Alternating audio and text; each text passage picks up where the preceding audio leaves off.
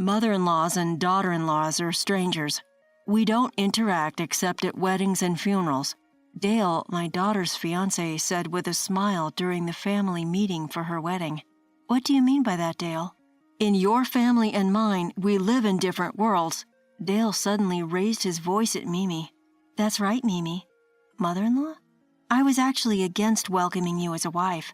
Misty, Dale's mother, began with a weary tone. What? Mimi seemed shocked. I only agreed to this marriage because Dale insisted. You're right, Mom. We can't depend on Mimi for financial support. They're poor, Dale added. Mimi was dumbfounded. My husband furrowed his brows, looking puzzled. Understood. Mom? Mimi looked at me as if questioning my response. We'll also maintain our distance as strangers, not just at weddings and funerals. We won't interact at all, I stated firmly. My name is Elise, 61 years old, nearing retirement age. I used to work for a major company, but now run a small business with my husband, Tyler, a former colleague. We're thriving, and it's reassuring to work together. Our daughter, Mimi, is our beloved only child. Busy with work, we could only spend rare days off with her. Sometimes I had to multitask with work calls, even then. Yet Mimi always clung to me since she was little. When I was down about a mistake at work, she would pat my head with her small hands, asking, Are you okay, Mom? Although busy, I'm grateful she grew up to be a considerate and kind child. After Mimi started working, she introduced us to Dale. My first impression of Dale was of a refreshing, good-natured young man. He and Mimi worked at the same company, in a supervisor-subordinate relationship. They started dating after he encouraged her through a work mistake. Dale was a handsome, modern-looking young man. He came to greet us in a suit, which was formal but somehow stylish. His way of speaking was fine, too. He gave us the impression of being considerate, asking things like, How do Elise and Tyler usually spend their weekends? I've decided to get married. One day, out of the blue, Mimi announced. The guy she's talking about is Dale, who she introduced recently. My husband and I were quite surprised by the sudden news.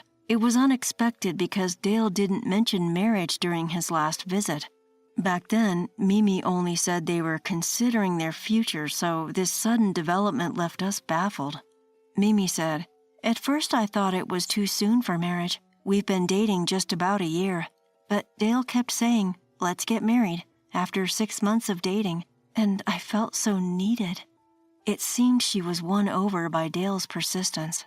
Yet, while saying this, Mimi looked genuinely happy with a bright smile. My husband also seemed thrilled, saying, I've always dreamed of going fishing with my son-in-law, his joy visibly apparent. However, one thing bothered me. Dale hadn't been in touch for a while after that. I thought if he really wanted to marry Mimi, he should have come to greet us right away. When my husband proposed to me, he immediately discussed visiting my parents and came in a neatly tailored suit. But Dale hadn't done anything like that. I wondered, is this how all young people are these days? By the way, Elise and Tyler, where do you work? Dale asked today as he came with Mimi for the first time in a while to report about their marriage. It seems Mimi had asked Dale to report their marriage to us parents. In the middle of our casual conversation, Dale suddenly inquired. We run our own business, so we're not employed by anyone. I answered without any trouble. Does that mean you're the boss? Wow, that's impressive. Dale seemed a bit surprised. No, it's nothing grand. We're not running a company, just doing some small work on our own, I modestly replied. Does that mean you don't have any other employees? Dale looked even more astonished.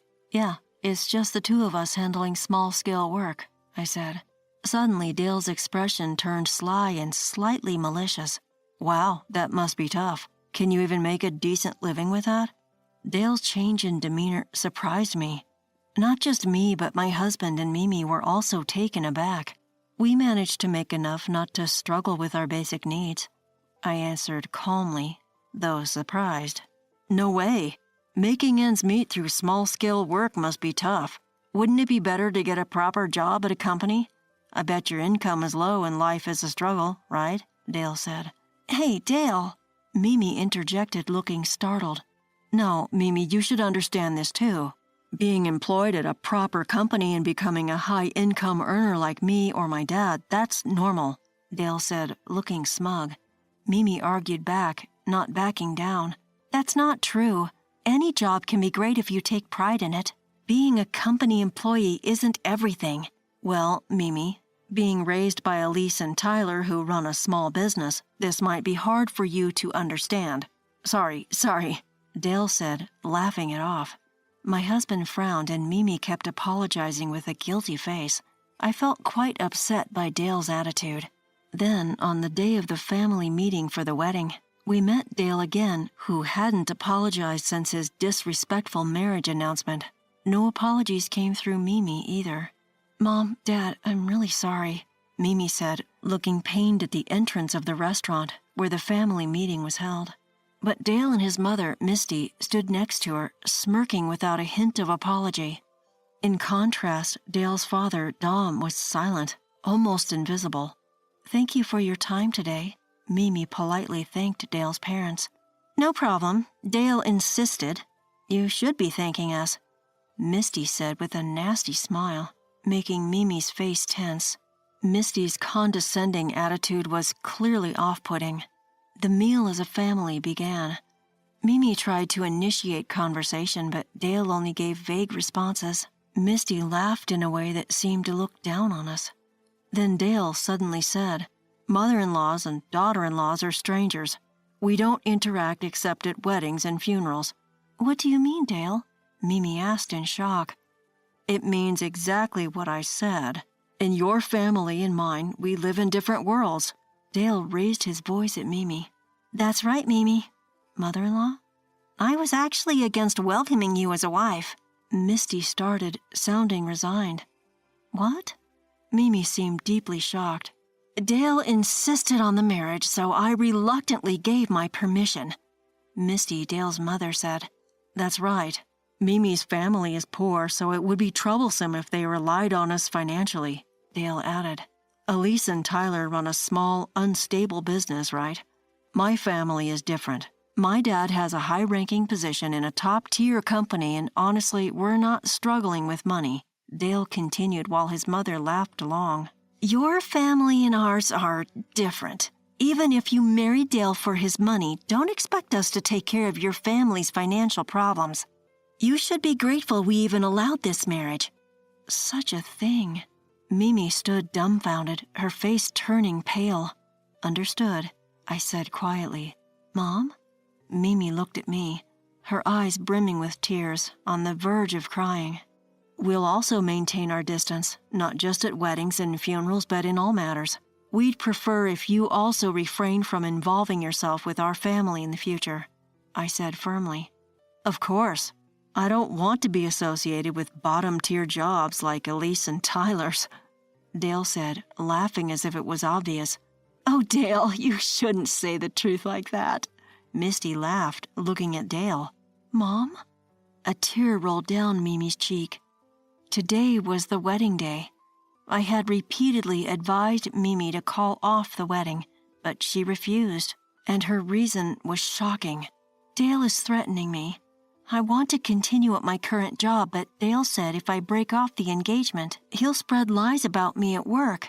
Dale's true colors were finally evident to Mimi. He was not only Mimi's superior, but highly trusted by others. He seemed to be wearing multiple masks of deception. Apparently, he was popular with women, and his colleagues envied his marriage. But that was only until today. Today, I planned to bring Dale down to rock bottom. The wedding ceremony went smoothly, and it was time for the reception to begin.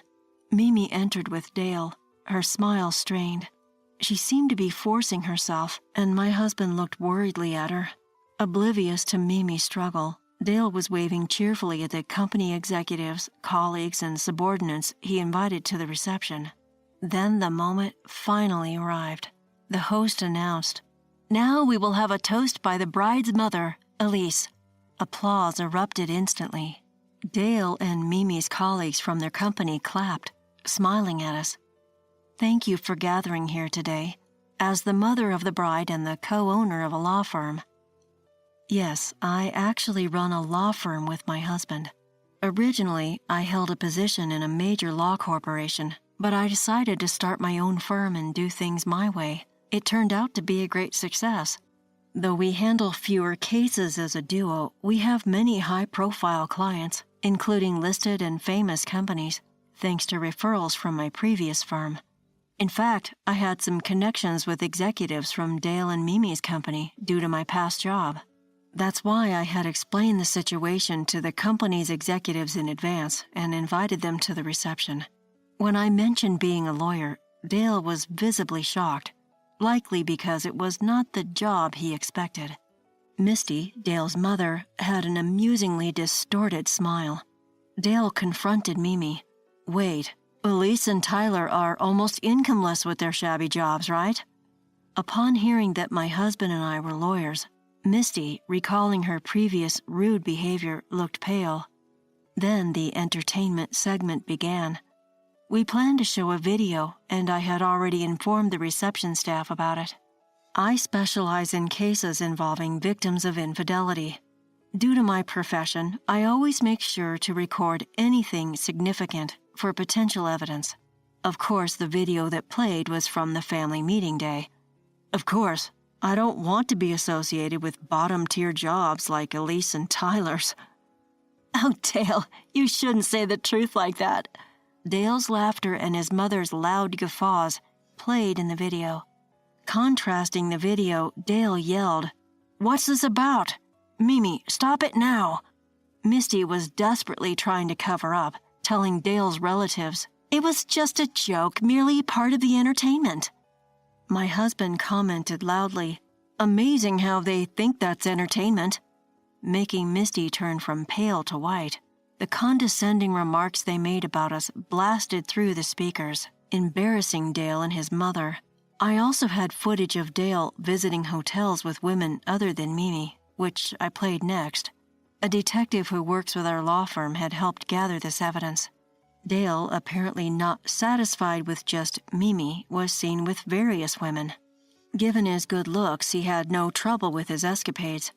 The video showed different women each time, indicating numerous affairs.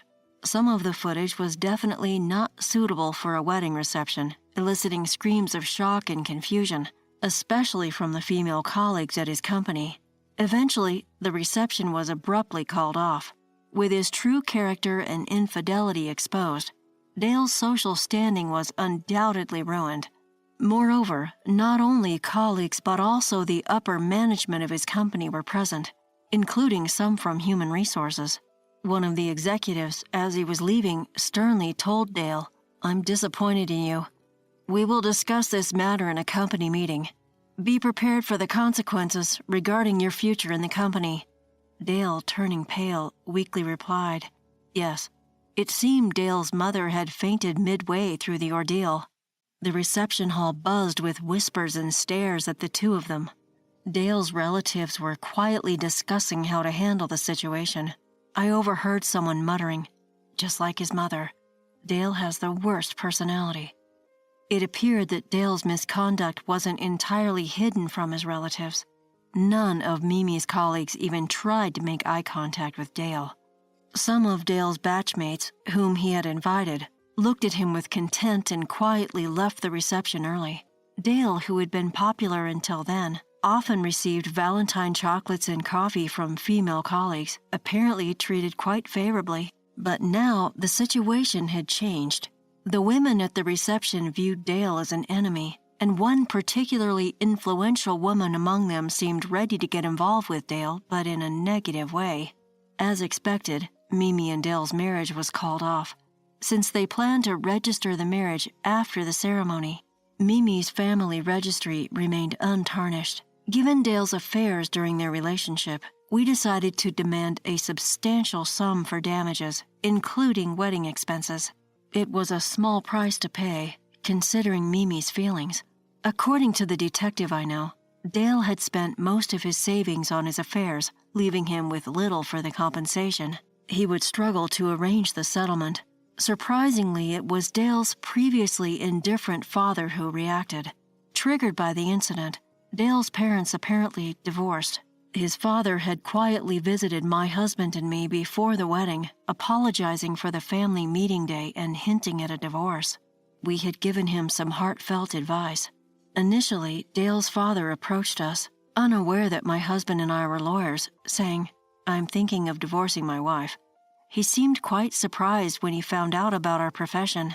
He was evidently troubled by Dale's arrogance, his mother's nasty nature, and her extravagant spending habits. We had a thorough conversation with Dale's father before the reception, agreeing to keep our professions and the entire plan a secret. Eventually, Dale's mother's flamboyant spending on hosts and designer bags, leading to a near penniless state, became the final straw in their divorce. According to Dale's father, they had almost depleted their savings, so the divorce was somewhat inevitable. Now, Dale and his mother are living together, and rumor has it they are constantly quarreling. Dale was demoted and transferred to a remote branch office with only one employee, a decision made immediately after the reception. When I spoke to the executives at Dale's company who helped us, it turned out that Dale's new location is typically what's referred to as a layoff room. Dale repeatedly called me after his transfer, apparently realizing that I had connections with the company executives and could potentially influence his career. "You are actually amazing people, right? If only you had told me earlier that you were doing such respectable jobs, I wouldn't have acted that way. Isn't this partly your fault too? Please, talk to the executives so I can get a promotion." I was appalled at Dale's nerve to call me with such requests and surprised that he still thought I could influence his promotion. "Dale, remember what you said? Mother-in-laws and daughter-in-laws are strangers. We don't interact except at weddings and funerals. You and your mother are now complete strangers to us. Whatever happens to you is none of our concern. We have no intention of ever interacting with you again," I told him. I also warned him that if he continued to call, I would involve the police. It's puzzling how someone with such a delusional mindset like Dale could have been so well regarded. Even with a good-looking face, his other qualities were far too negative. He must have deceived everyone with his charming smile. Mimi was ambushed several times by Dale before his transfer, begging her to reconsider their relationship. Despite his deep apologies, Mimi elegantly ignored him. After being treated so horribly, it's only natural she wouldn't want anything to do with him. Repeatedly, Dale's mother also called and wrote letters saying, "Please reconsider with Dale." Desperate because her only source of income was her beloved son, she was relentless. Of course, we firmly refused any contact with Dale's mother. Regarding the phone calls, my husband firmly said, "Could you please not rely on our family? After all, we are complete strangers to you. Besides, since you think of us as poor, you shouldn't need our help, right?" He then forcefully hung up the receiver. He also tore up the letters, clearly very upset by the whole situation. Of course, we consulted with the executives of Dale and Mimi's company about this matter. They assured us that they would handle it well, which was a relief. Dale's situation might become worse than just being relegated to a layoff room. He's completely off the elite track now, and it's even uncertain if he can stay in the company at all. Well, it's all a result of his own actions. As long as he can earn enough to cover the compensation, that's all that matters. Mimi went through a lot, but she eventually recovered. Perhaps because of what happened, her colleagues were sympathetic and supportive. Having connections with the company's executives through me also seemed to play a significant role. The executives regularly checked in on Mimi, so she didn't face any bad rumors or defamation at work. Being diligent at her job, Mimi is considered a promising employee, and a promotion isn't out of reach. 5 years have passed since then. After the incident, Mimi fell in love with someone she met through a business deal and eventually married. Now she's the mother of a lovely 3-year-old boy and a 1-year-old girl. Her husband, not only serious and devoted, but also more handsome than Dale, is a doting father, always looking after the kids. Mimi often brings her children over, and my husband and I love spending time with our grandchildren. We also have a good relationship with her husband's parents, and frequent family meetings are held. Looking ahead, I plan to lead a busy but fulfilling life, balancing work and family time with my grandchildren. Excuse me, but my card doesn't seem to be working. We urge you to sell your outstanding balance promptly. Otherwise, your card will remain unusable. What? The call center operator from the card company had indeed mentioned outstanding balance. It seems that the payment from my usual credit card hasn't gone through yet. Why though? I should have a substantial amount saved in the account linked for automatic payments. But upon checking my bank account, the balance read $0. The only other person who could have withdrawn money from it would be my husband. So I reached for my mobile phone and immediately reported it to the police. My name is Garnet Felton, and I'm 30 years old. I work at my own pace as a freelance web designer. Since my job allows me to work from home, I often visit clients directly for meeting. While most of the meetings could technically be held online, I prefer talking to clients in person to relay my ideas. When a deadline approaches, I work long hours and often forgo sleep. The reason I can keep up with this job is due to my husband's support. I got married to Thomas a year ago. A few years back, when I was assigned to a project at a company, he was the representative I spoke with. We were in a relationship for a year and a half before we got married. After our marriage, he moved into my apartment. Despite all this, there's one major problem in my life which concerns Thomas's parents. They are a bit casual with their spending and always seem to be short on money. Thomas and I split all our living expenses. Since I earn more, I usually pay all the expenses for the month, and then he reimburses me half at the beginning of the next month. However, when I informed Thomas about this month's expenses as usual, he grimaced and said, "Listen, money's a bit tight this month. Can I pay my share of the living expenses after my next paycheck?" What? What do you mean by tight? I'm only asking for half of the living expenses. Yeah, I know, but I'm totally out of cash until the next payday. What do you mean? It's only been 10 days since payday. Well, I have some stuff to take care of for my parents. For your parents? His evasive attitude and refusal to explain clearly began to frustrate me. His intentional vagueness made me probe further. Hey, can you explain properly why can't you pay? And what's this about taking care of your parents? Well, that is... Is there something you're guilty about? No, not at all. I just helped out my mom and dad. Helped out? Yes, they said they were struggling, so I just sent them some money. Thomas's parents are supposed to be working. My father-in-law had a full-time job, and my mother-in-law works part-time, so why did he need to send them money? I couldn't quite wrap my head around this and asked the question that had been gnawing at me. Why do your parents need financial aid even though they're working? There was never any need for this before? I have been sending them money all along. They just asked me to increase the amount starting this month.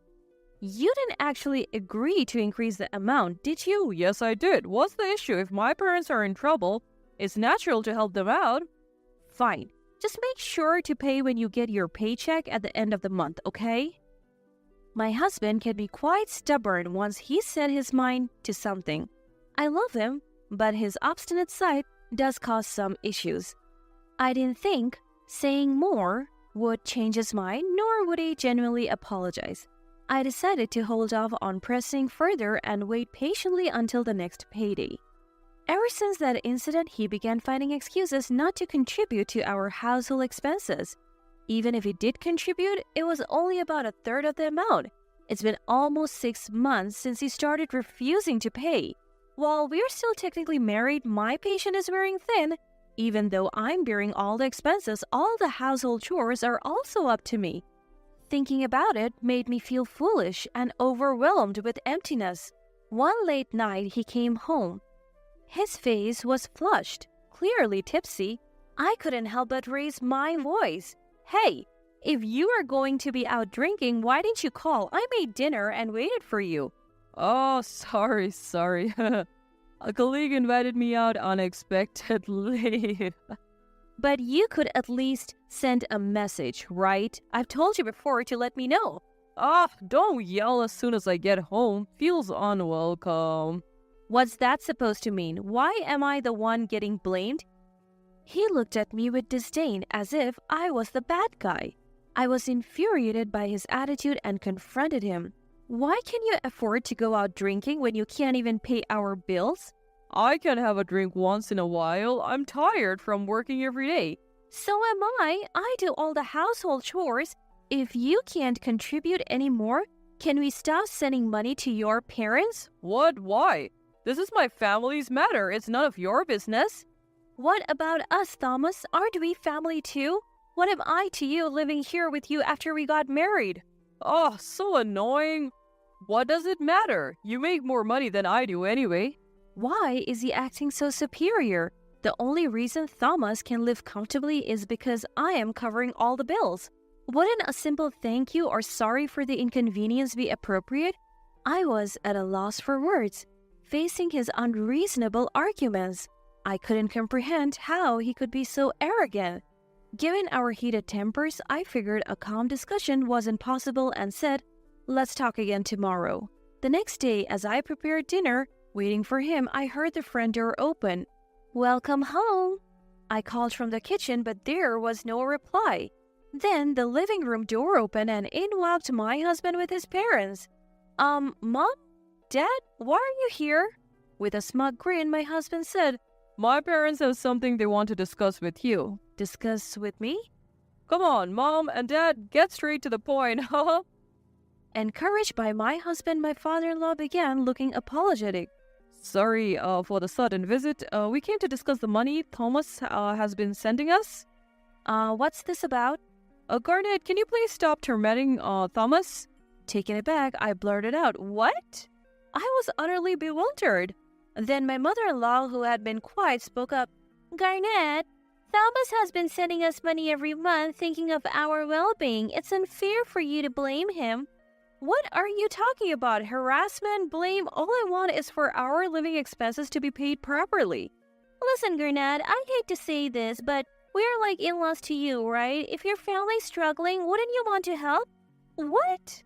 "That's what anyone would think, right? Your father-in-law and I, we have been tight on money recently, so we expect Thomas to continue sending us money. That means you should cover the living expenses for both of you." They seemed to think it was only natural for me to cover all the costs.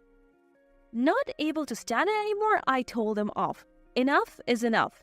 What do you think I am, doing all the housework and covering all the living expenses? How is that fair? "It's what married couples do, isn't it?" "What?" "Married couples support each other, right? Or are you just that greedy?" Hearing his mother's provocation, my husband next to me couldn't help but laugh. That night, no matter what I said, they didn't listen. They only left after 9 p.m. After they left, my husband suddenly handed me a signed divorce paper. In disbelief, I asked, "What is this?" It means exactly what it looks like. Looking down at me, he said, If you keep defying me, I'll divorce you. "Are you serious?" Of course. If you don't want to divorce, just do as you're told. Your role is to follow, not lead. I should have stood up for myself, but I was too drained. Maybe it's pointless talking to Thomas. Before the burden grows, maybe I should consider divorce too. Making up my mind was quick. The next day, I signed the divorce papers Thomas gave me and headed to the city hall. The papers were accepted, and just like that, I was single again. Now I'm free. I'll move out and start living on my own soon. Feeling refreshed, I decided to go shopping at the department store. Since I usually work from home and only go out for meetings, it's been a while since I shopped for myself. Especially recently, since I had to cover all the expenses, I hadn't been able to buy anything for myself. Today, I am going to treat myself. With that thought, I headed to the women's clothing section. I tried on a few dresses and decided to buy 2. At the checkout, when I handed over my credit card, the cashier gave me a troubled look. I'm sorry, ma'am. It seems we can't use this card." What? That can be. We've tried a few times, but it just won't process." "That's impossible." The last time I used the card was to buy a new tablet for work. I had no problems with online payment then, so why now? Rushing home, I decided to call the card company. After explaining the situation to the operator, she gave me shocking news. We need you to pay the outstanding amount immediately or your card will be unusable. What? Outstanding amount? Yes, as of last month, we couldn't deduct the card's usage from your account. That's impossible. Please check your bank account balance. After hanging up the phone, I checked my bank account online to see the balance, which my card draws funds from. I've been using this account for savings since I was single, but now it's solely for my card's transaction. If I remember correctly, there should be $5 million in there, but my balance showed zero. Just before the card's due date, all $5 million was withdrawn. What's going on? Why? A chilling suspicion crossed my mind. Could it have been Thomas? But who else could it be? Our bank book and ATM card are kept together, accessible only to the both of us. Meaning Thomas was the only other person who could withdraw from my account? I waited for him to come home, then confronted him. Hey, did you take money from my account? He smirked, exhaled loudly, and responded, seeming quite annoyed. Oh, you found out? Thought I did a pretty good job hiding it, huh? I can't believe it. Why would you do that? Why? For my parents, obviously. I gave them your $5 million. What did you just say? Like I said, they asked for financial support. Lucky for them, I have a financial source. Financial source? Lost for words, he started explaining with a proud tone. It seemed his parents had been obsessed with shopping online recently. They kept buying stuff that they liked. Their spending was way beyond their income. Up until now, they had been asking Thomas for financial support, but now they were at a point where they couldn't manage anymore. Things escalated when they realized they could demand more. They started buying multiple of the same items and gave them away to neighbors. Before they knew it, their monthly payment was over $500,000, and Thomas couldn't cover it anymore, so he withdrew the $5 million from my account. Once he was done explaining, he said, You shouldn't have any complaints, right? They're also your family. Think of it as taking care of them. Stop fussing about a mere $5 million. In that moment, I found myself dialing the police on my cell. Hello? Police? I want to report a break-in and theft. My address is... Thomas watched me with wide eyes. As I ended the call, he shouted, Hey, what did you just call? Didn't you hear? The police. Police? Why wowould you call them? And break-in and theft? That's you, right? What? Calling it theft is way over the top. And break-in? This is my house.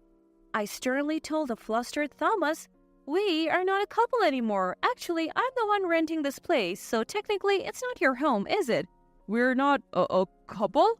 Remember the divorce papers you so kindly filled out yesterday? I already submitted them. So in other words, this is my place and you are just a stranger here, an intruder, right? You've got to be kidding me. Call them back and cancel the report.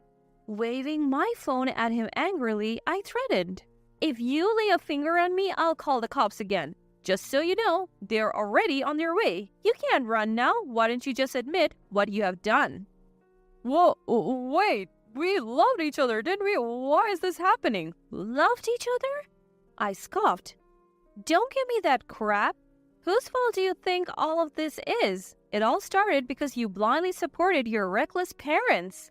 You can't just do as you please and expect to be forgiven. Who would forgive someone as awful as you? What a fool. Fool? Who do you think you're talking to? To you. Like parents, like child, because you were raised by parents who were careless with money.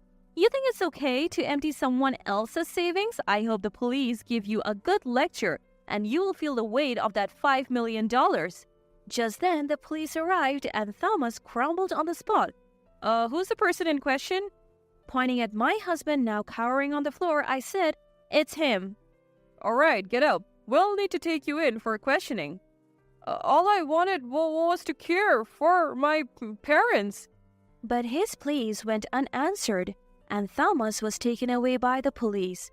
However, the incident was deemed a civil matter and the police informed me that they couldn't intervene. So I visited a law firm and demanded compensation for the misused savings of $5 million plus damages, totaling $6 million. Of course, Thomas and his parents didn't have that kind of money. In the end, all three ended up in debt. Despite their financial struggles, his parents continued their impulsive shopping sprees, leading to an ever-growing debt. They even turned to loan sharks. Rumors has it they now live in fear of daily debt collection, trying to stay hidden. On the other hand, I decided to completely cut ties with Thomas and moved to a new apartment. Thankfully, my work started flourishing and I now earn more than I could have ever imagined. After breaking up with Thomas, everything in my professional life fell into place. I wished I had divorced him earlier. Even though my marriage was a failure, I knew my life was far from over. Learning from this mistake, I am determined to be more cautious in the future. I've been kicked out of the house. Can you let me stay just for tonight? What? You were kicked out? Grandpa, come live with us. Really? Are you sure? Father-in-law had been treated terribly by his son and daughter-in-law and was finally kicked out of the house. We decided to have him live with us in our family-run sushi restaurant. I'm Emma, 40 years old. My husband Ethan is 2 years older. We were high school sweethearts but separated when we started working. I thought it was over between us, but Ethan returned to our hometown a few years later and proposed, saying he wanted to be with me forever. We got married and things have been going pretty well. Our daughter Lily is in the 3rd grade and we're a close-knit family of 3. We run a sushi restaurant together, Ethan's lifelong dream. But it's not doing as well as we'd like, and we're trying to figure out how to make it more successful. It's pretty good, and it's not like we don't have customers. But there's nothing extraordinary about it, just very ordinary. We'd like to try advertising on trendy social media, but we just don't have the time right now. Today, we are visiting Ethan's brother and sister-in-law, and to be honest, I've never really liked them. Even now, they're acting like this when Ethan offered them some sushi we brought as a gift. Brother, I've included some new ingredients. Try it and let me know what you think. Hey, don't bring that stuff here. I only eat sushi from high-end restaurants. Well, you don't have to be so mean. Father-in-law can eat it. Honestly, what a way for a couple to talk. Since my mother-in-law passed away, father-in-law has been living with them. So, we visit occasionally to see father-in-law, but I've noticed that they treat him worse and worse each time. Ethan, Emma, thank you. I'll enjoy it later. I'll make some coffee now. Father-in-law, who had been playing with our daughter, came over and said, Wait, father-in-law, that's expensive coffee for guests. Don't use it on family. Dad, don't touch anything. Mia told you not to go into the kitchen. But you two, not even offering coffee when your younger brother's family has come over. We were just about to do it. Oh, be quiet. It's annoying enough having you here every day. We don't need coffee. Instead, please try the sushi. I'd love to hear what you two, with your refined tastes, think. I intervened, trying to be as gentle as possible. Emma, it must be tough running a sushi restaurant with a brother like this. You need to brush up, or you'll never be successful. Brush? No use using English words. A failing sushi restaurant must be drowning in debt and on the brink of bankruptcy. We do have debt, but we are paying it off little by little. My husband snapped back at his sister-in-law's harsh words. Ignoring my husband, she continued to me. You should have married an elite banker like me. It's sad how different the two brothers turned out. Exactly. If you'd followed my lead, you'd have a better life. A sushi restaurant from a dream since you were fishing with Dad. Both of you, stop it. Why do you keep saying such awful things? Father-in-law spoke up, unusually stern. But it seemed that my brother-in-law and his wife couldn't forgive father-in-law for defending us.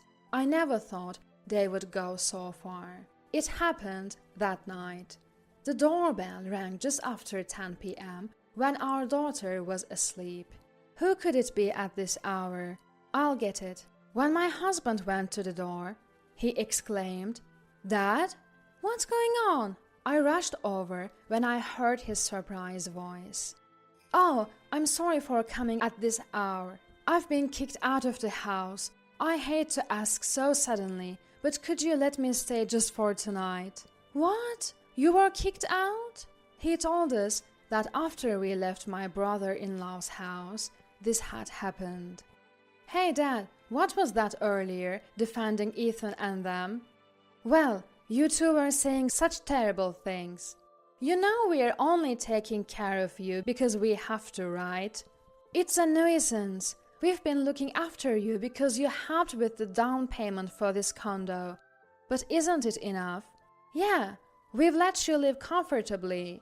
You two felt that way. I offered to cook and clean, but you told me not to do anything. But we don't want you touching the kitchen or anything. Let's just call it quits, shall we? Why don't you go live with your beloved younger son?" Yeah. We were outraged when we heard this. What is that? Unbelievable. I've been concerned about my brother and sister-in-law's attitude, but this is the worst. I felt the same way. I can't forgive them anymore. Anyway, it's late, and we have to get up early tomorrow, so let's go to bed. Father-in-law, please warm up in the shower. I'll prepare the bed in the meantime. Thank you, Emma. I'm sorry. The next morning, our daughter was surprised to see father-in-law. "Grandpa, what are you doing here?" "Good morning, Lily. Sorry for coming so suddenly." "Why, I'm happy. Let's play when I get back from school." She's been fond of father-in-law since she was a baby, and they've always been close. "Mom, did something happen to Grandpa at that house?" "Oh, well, a little." A 9-year-old girl is sharp and understands many things. "He's always bullied at that house, and it's sad. Can't he live with us?" "What?" "Grandpa, come live with us." That night, our family unanimously decided to live with father-in-law. We had been worried about my brother-in-law and his wife looking down on father-in-law, but we couldn't forgive such terrible treatment. We had considered living with father-in-law before, but we were concerned about what the family would say and couldn't bring it up. However, my husband was delighted and thanked me, and we were most concerned about what our daughter would think. But she was the one who brought it up, so we were surprised. With that settled, it was time to act. My husband called his brother to report, but instead of apologizing, both my brother-in-law and his wife were thrilled.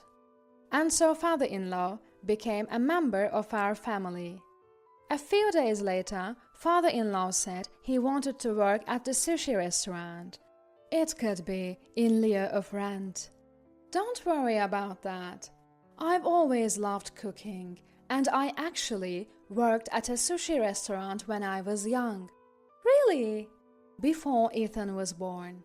And so, father-in-law began to help out in the back of the sushi restaurant. "Ethan, can I talk to you for a second? I think this fish might be better if we use kombu jime." "Huh? Which one?" "Also, could you listen to me for a moment? There are a few things I'm concerned about." Perhaps because they were father and son, father-in-law was sharing his thoughts with my husband one after another. His advice seemed spot on, and my husband agreed to change the preparation method for some of the sushi. Gradually, the number of customers began to increase. Online reviews increased and the taste improved, and the restaurant looked cleaner, receiving high praise. Sales also steadily grew. Thanks to father-in-law, our sushi restaurant was able to change for the better. Father-in-law wasn't always at the restaurant, so I felt relieved that my daughter's time alone decreased, and the two seemed to enjoy eating and reading together. But about 6 months later, an incident occurred. My brother-in-law and his wife barged in. "Dad!" "Noah, and Mia too, what's going on?" "We've come to take Dad back. We were so surprised when you really left, even though we were just joking." "Yeah, so let's go back quickly." "What? What are this couple talking about?" My husband and I exchanged glances. "No, a joke. Besides, I'm working at this sushi restaurant, so I can't go back there." "That's it. Sales have increased since Dad came here. Now it's a popular restaurant. Dad has a talent for management." "Management talent? That's not it." "So I'm thinking of starting a sushi restaurant too. I've quit the bank and the store will open next week. Come back and help me." "Wait a minute. You kicked father-in-law out and never contacted him, and now you want him back? That's too convenient." "Yeah, brother, don't be selfish." "What? You're going against me? I can pull strings to make sure this small shop doesn't get a loan from the bank." "What? Is that a threat?" "Anyway, I could have managed better from the start. You might be doing well now, but you'll probably go downhill soon." "What did you say?" "Calm down, Emma." Father-in-law admonished me when I raised my voice. "All right, I'll go back." "Father-in-law! Dad!" "Father-in-law, good. Our luxury condominium is better, right? Let's go." My brother-in-law snorted at us. "Father-in-law, I'll be fine." Saying that, he looked into our eyes and nodded once, and father-in-law left. "Huh?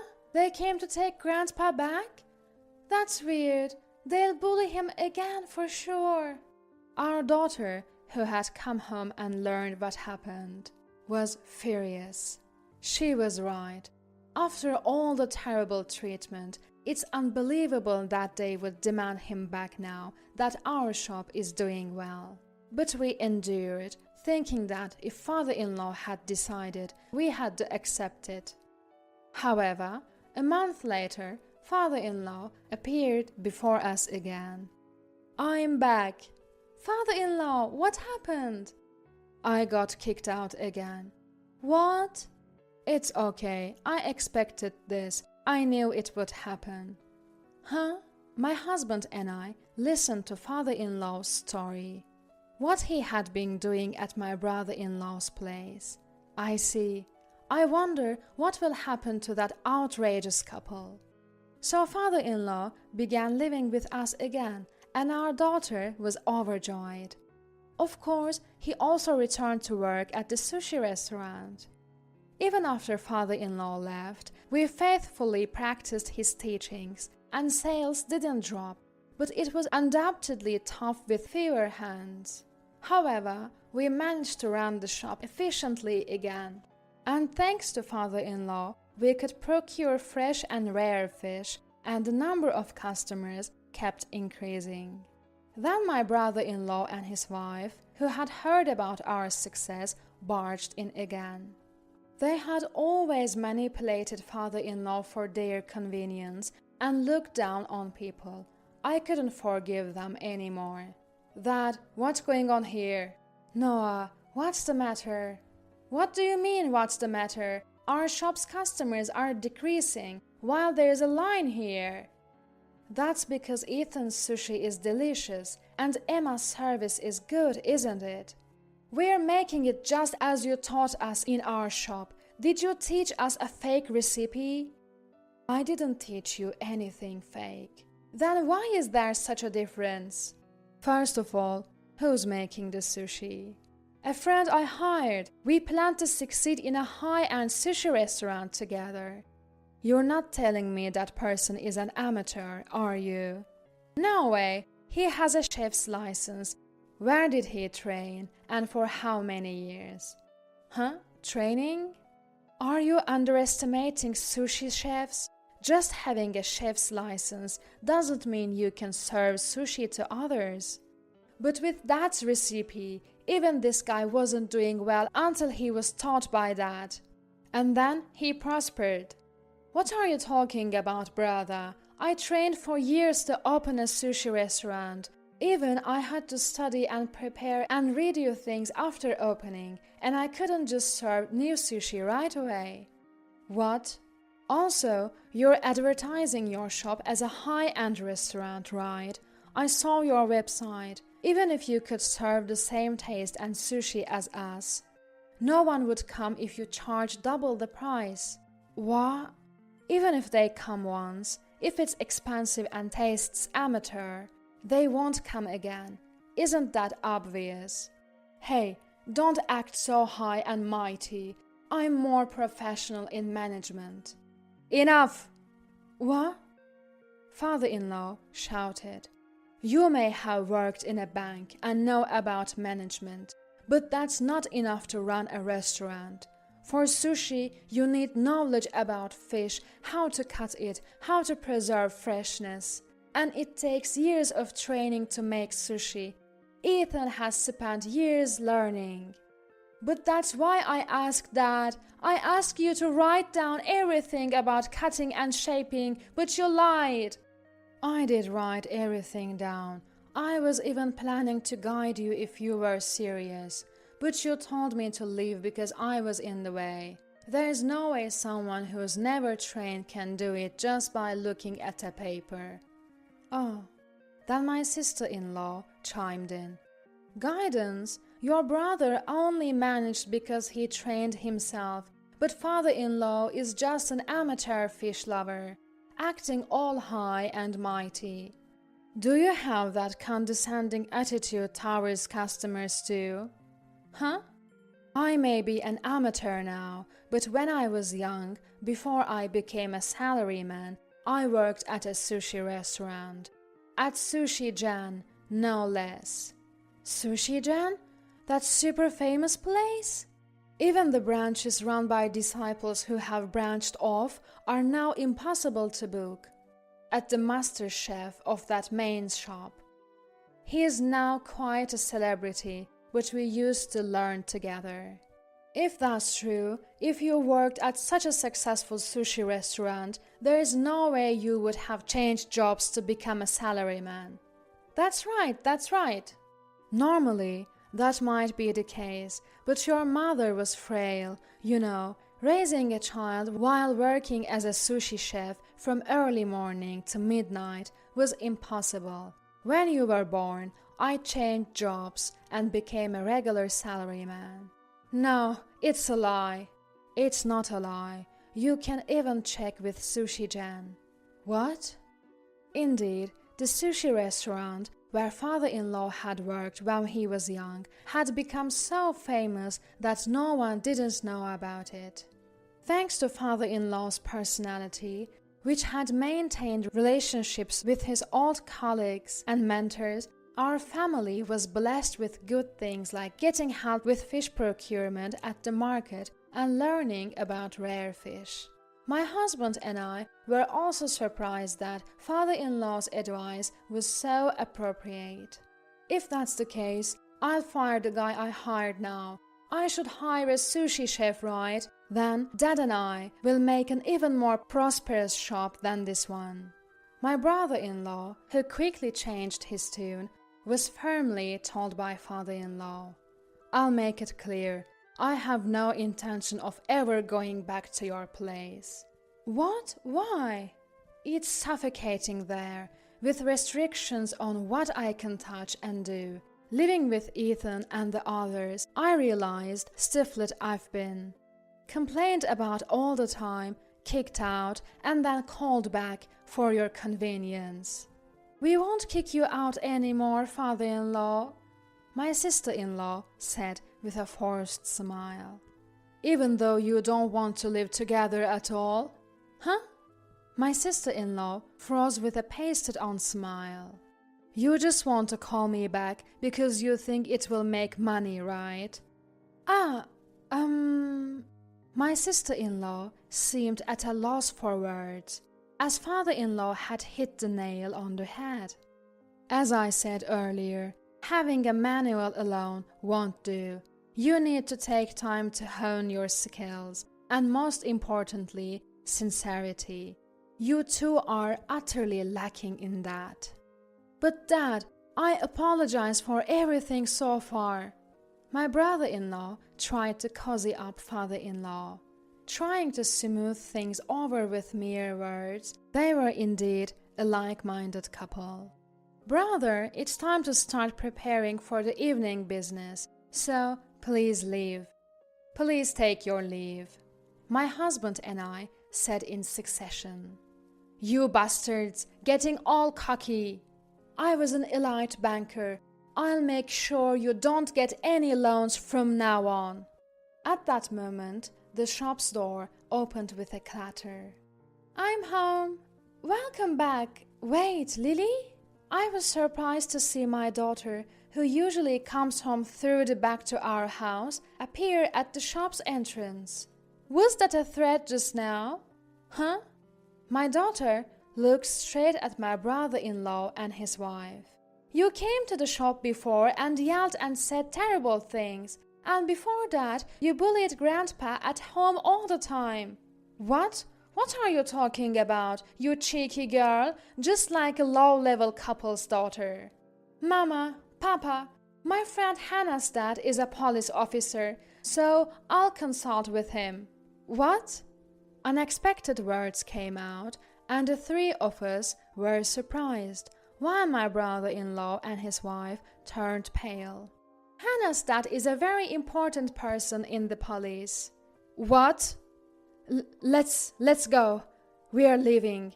Whether it was my innocent daughter's voice that was the last straw, my brother-in-law and his wife scrambled and ran out.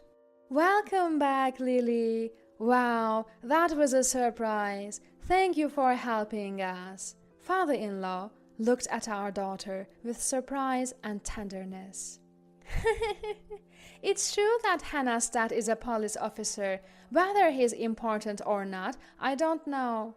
I was left speechless by our daughter's nonchalant response. My husband, father-in-law, and I looked at each other and then burst into laughter. After that, my brother-in-law's shop closed down within 6 months. He had said that he quit his job and started the shop with determination, but the reality was slightly different. He had blamed his own mistake on a subordinate, and when it was discovered, he was demoted. Unhappy with the demotion, he quit the bank in a fit of anger. So, even when the shop's management didn't go well, there was no one to help him, and he ended up with a massive debt. With debts piling up, there was no way that couple could succeed, and they are now embroiled in a messy divorce drama. My brother-in-law seems to be job hunting, but given the way he quit, re-employment in the financial industry is tough. He has no goodwill, so there is no one to help him. On the other hand, our sushi shop has been thriving, with a steady increase in customers, and we've paid off all the remaining debt. We've been featured in town magazines and on TV, and more people are sharing about this on social media, so we are busy every day. Of course, father-in-law is also helping out in the shop. I never thought I'd have such a fulfilling life at this age. Thank you so much. On our day off, as we were all eating cake, father-in-law said this with gratitude. We are the ones who should be thanking you. That's right, not just the shop, but even at home, we feel at ease and are helped because father-in-law is here. Thank you for loving Lily as well. Grandpa, let's play Othello. I won't lose today. Our daughter, who finished her cake first, called father-in-law from the living room. There will surely be more challenges ahead. The shop may face difficulties, and living together, we may get on each other's nerves at times. Life is long, with its ups and downs. At such times, we'll look at each other and talk it out. If we share what we're all thinking, we'll surely overcome anything. Watching the smiles of our daughter and father-in-law, my husband and I smiled at each other. Housework? Why would I ever do that? Such menial tasks are meant for someone of your lowly status, like a housewife. If you don't want to be called a parasite, you better work hard. I tried my best to hold back my emotions after hearing those words. My nails dug deep into my palms as I clenched my fists tightly. I had always been on the lookout for an opportunity to get back at my sister-in-law who looked down on me for being lowly. My name is Charlotte. I have been married to Mark for about 2 years. Initially, after our marriage, I intended to work alongside Mark. I can't let my wife work. It's against my pride. I'll earn, and I want Charlotte to stay home.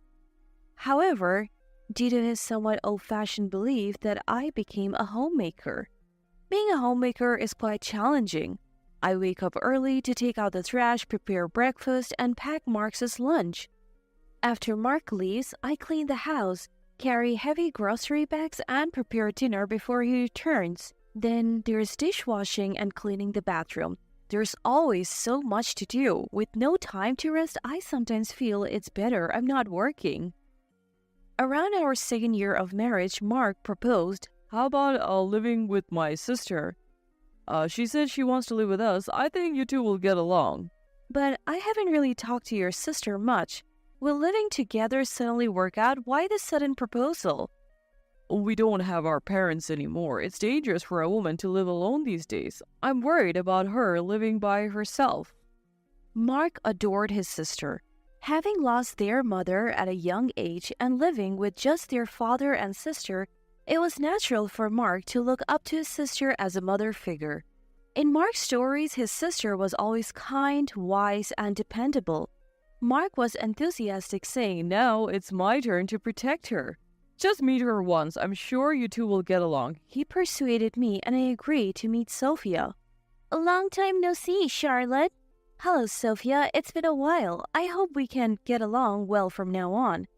I had only met Sophia once during our wedding greetings and didn't know her really well. She's an ambitious career woman, a graduate from a top women's university, and works for a major company. Mark often bragged about her, saying she earned more than him. Talking to Sophia, I could tell she was highly intelligent, probably due to her education. She was quick-witted and pleasant to converse with. She was stunningly beautiful, with every detail from her hair to her nails meticulously taken care of. I felt a twinge of jealousy when Mark commented on how beautiful she looked. We enjoyed our conversations at the cafe, and in the end, Sophia paid for everything. Seeing the thick wads of cash in her expensive-looking branded wallet, I couldn't help but get excited. I naively hoped that with her substantial earnings, our household income might increase. However, my expectations were too high. Living together was fun initially, probably because I treated Sophia more like a guest. I treated Sophia like a guest, which might have been why things were smooth initially. Sophia was in good spirits and even gifted me some barely used branded items, saying, I don't need these anymore. You can have them. I thought the three of us could live happily together.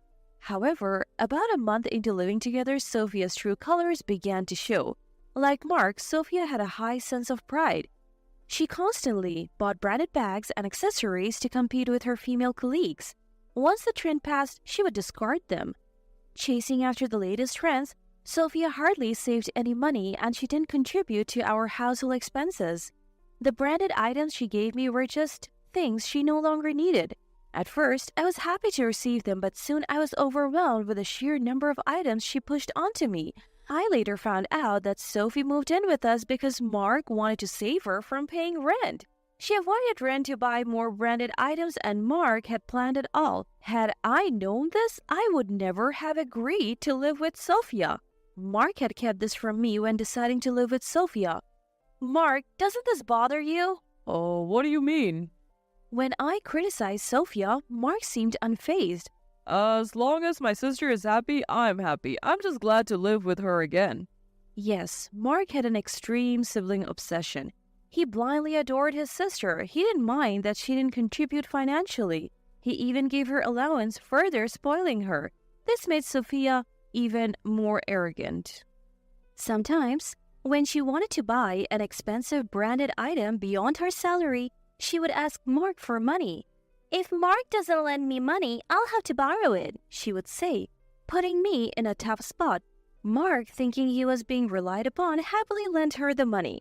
It would have been fine if she just contributed. Our income remained the same as before. Sophia moved in. However, Mark giving her an allowance meant our expense exceeded our income. Plus, having an extra person increased our living cost. I had once asked Sophia, "Could you please help with the household chores?" But Sophia looked down on me, saying, "Why should I do such menial tasks? That's a job for someone of your lowly status. I work hard and earn my money, you know." "But you don't contribute to the household expenses." "How I spend my money is my business." That's right, Charlotte. If you talk back to my sister, I won't stand for it. Mark turned out to be such a good boy. Sis. Mark murmured as Sophia affectionately stroked his head. It might be cute for children to show such affection, but seeing two adults act this way gave me chills. This brother-sister duo was beyond saving. I clenched my fists so hard that my nails dug into my palms.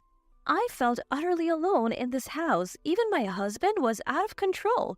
Seeing Sophia's attitude and realizing there was no hope for improvement, I began plotting my revenge against her. One day, an uncle I've been close to since childhood called. I'm in the area. How about lunch together? I've always been close to this uncle. We would meet at family gatherings and especially during Christmas. He had a gentle aura that I was particularly fond of.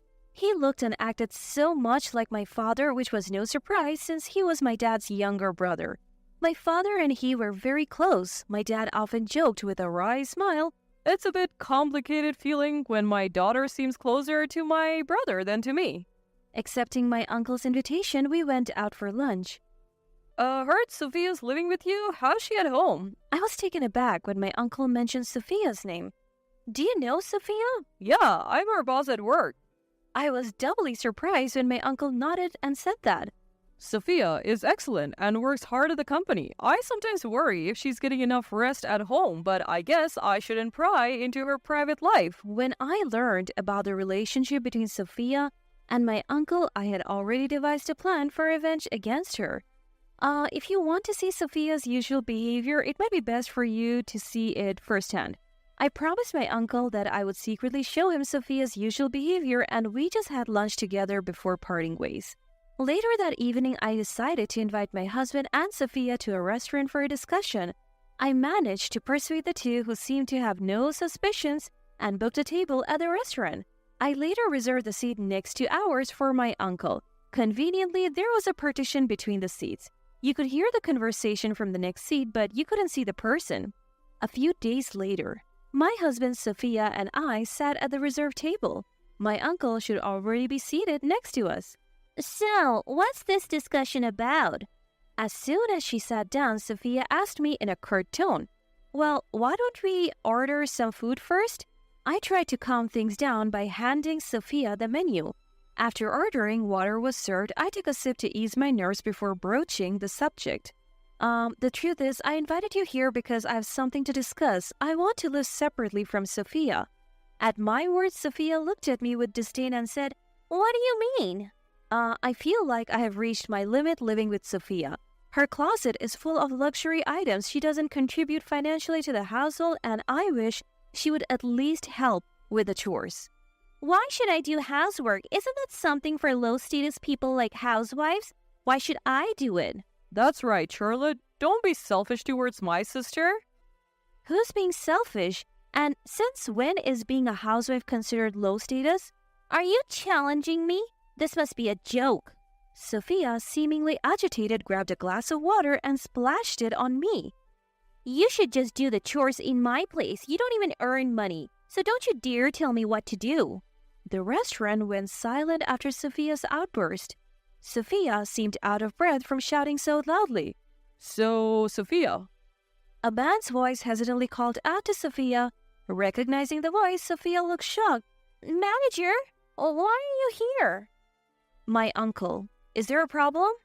I calmly replied to Sophia as I wiped the water off with a handkerchief. You set me up? Sophia glared at me with a horrified expression, but it was too late.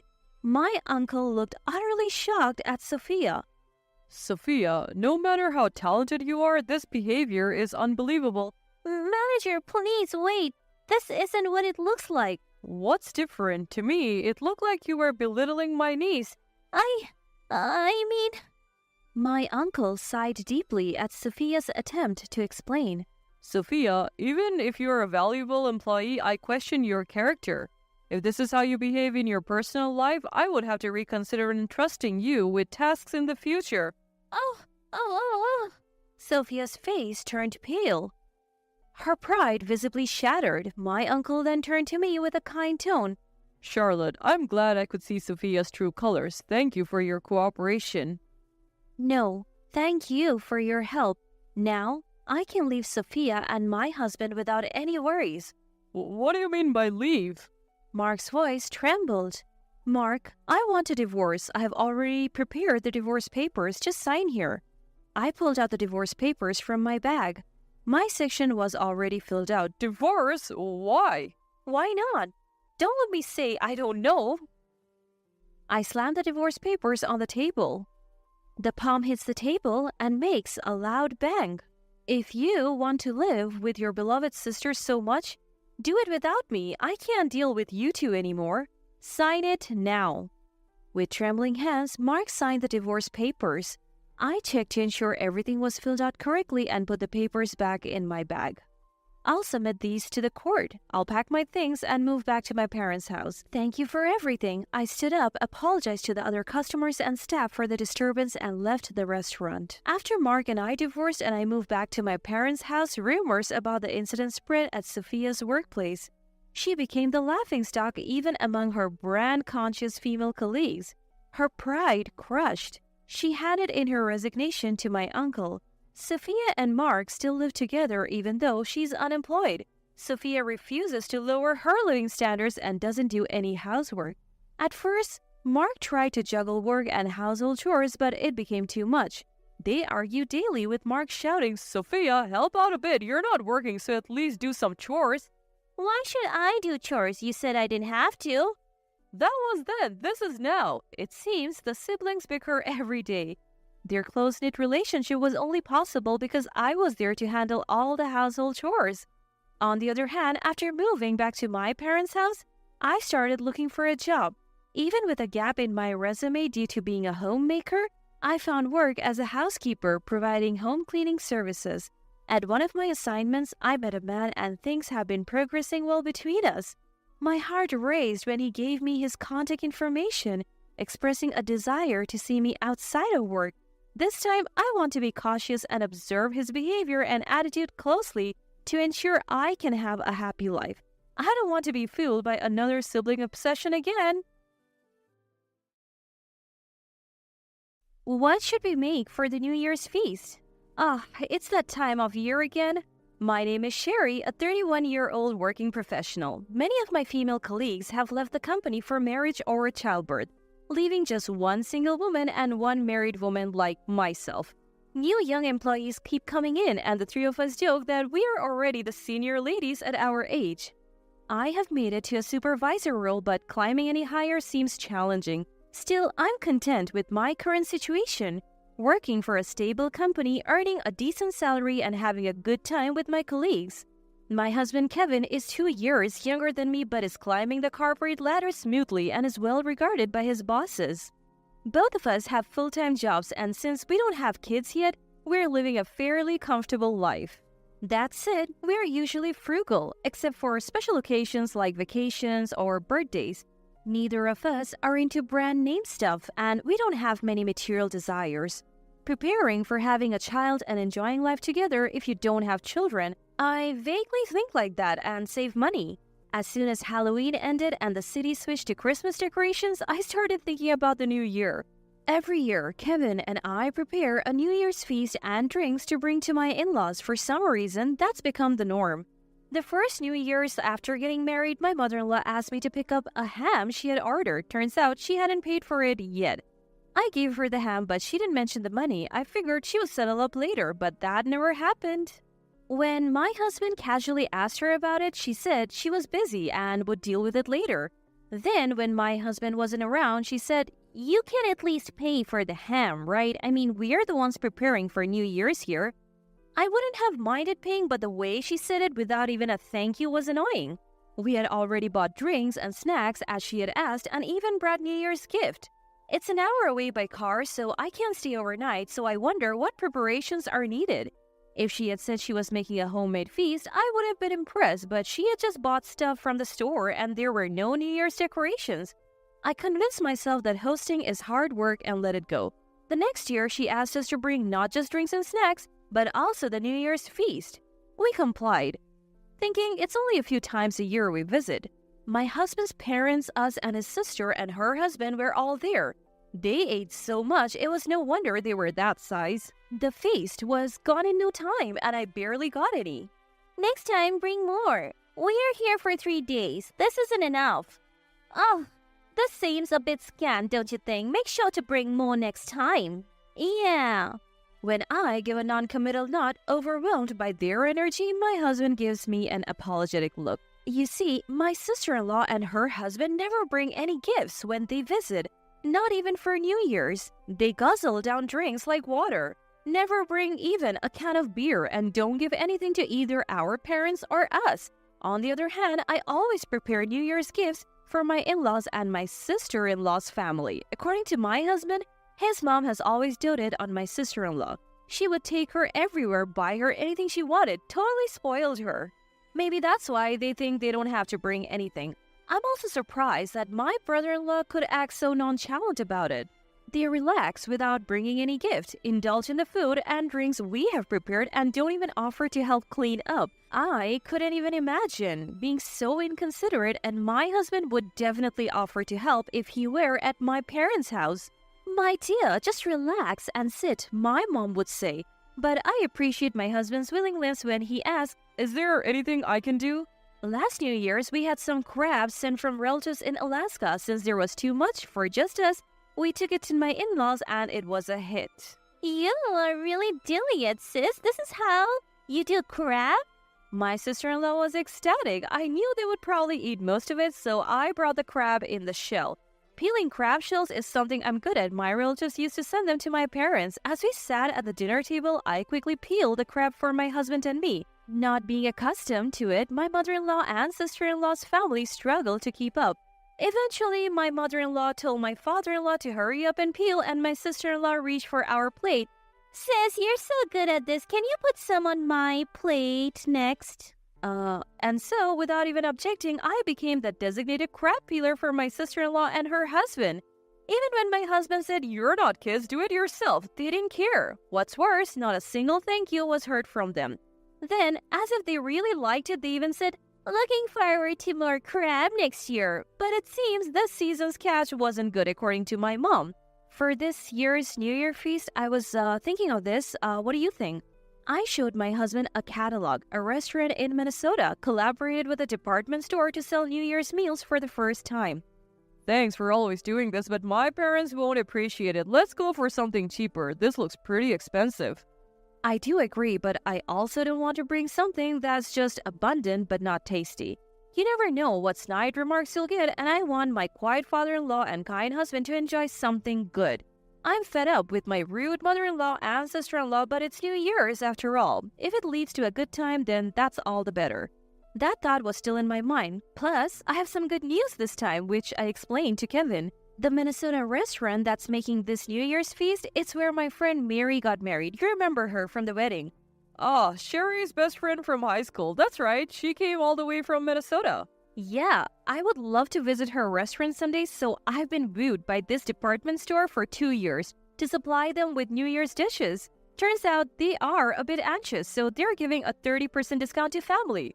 Oh, really? So we're included in that deal? Yes. She said it's a special offer. Plus, it's not just about the discount, they're also looking for feedback, so we'll fill out a survey afterwards. Got it. Well, let's take advantage of that for this new year. And then it was New Year's Day. The New Year's feast, drinks and snacks were packed and ready to go. The takeout boxes for the New Year's feast were nearly twice the usual size. When Mary heard about our situation, she said they offer extra large boxes. The whole thing weighed almost 13 pounds. Even loading it in the car required some care. Last year, we got stuck in a traffic jam, so we decided to leave early. The roads were empty, so we arrived sooner than usual. As we rang the doorbell, my father-in-law came out to greet us.